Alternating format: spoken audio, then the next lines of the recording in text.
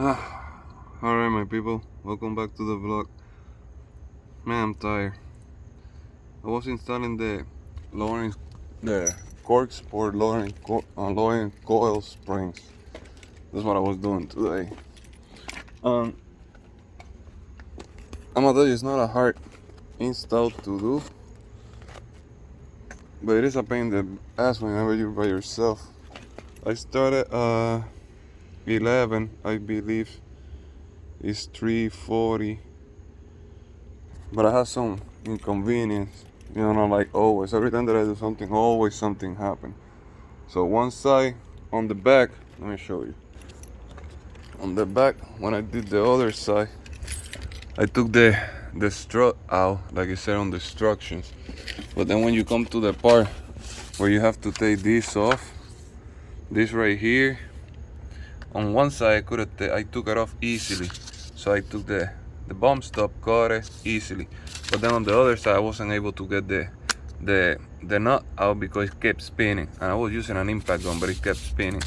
So I ended up having to do this process here. I had to cut it out of the shaft. And then on the front side, when I went to this part right here, I'm gonna show you real quick. Where is it? Where the front is over here. When I went to this part right here to take the nut out, it came out pretty easy on both sides. But then when I went to put the nut back in, on one side it just kept spinning. So I had to get something, figure out something. I don't have this tool here, so I had to get an Allen key and figure something. But I got it done, and I got everything. I got it done.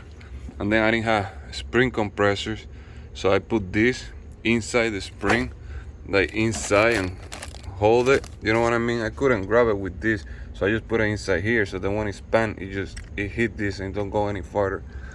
So when I did the first side, I'm glad I used it, because if not, that thing would have shoot like crazy. Cause it shot a little bit, but it didn't went too far. Cause I had it wrapped on that rack right there. So I had it wrapped here, and then it shoot a little bit, so the top came out like this way, and then it got really stuck on the clamp. So I wasn't able almost to get the clamp out, so I had to smack it on the ground to try to twist it around, so it twists and then it come out, because it was stuck. And that's how I did both sides. But I recommend using a spring compressor, definitely. Now what I'm installing on this one is the 2021 turbo one, and I'm putting the blue coils. The blue coil was supposed to be for the non-turbo, because supposedly on the turbo it lower even lower. So I just finished everything. I'm just gonna put the tires now back on.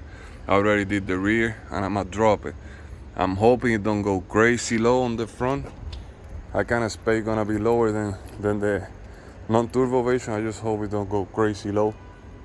So I'm gonna do another video and show you how it turned out and how it look. But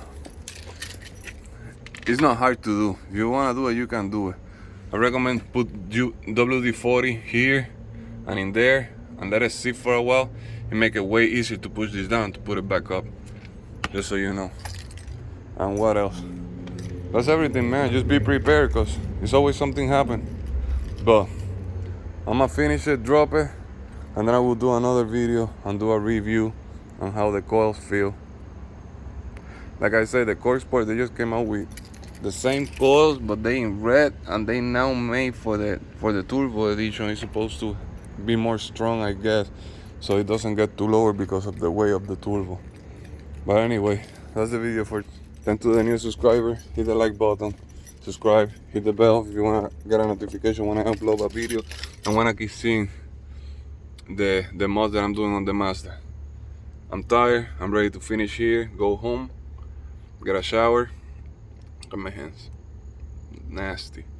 Don't smoke, it's bad for you. I've been doing it for too long, too late for me. But anyway, until the next one, you already know, be safe.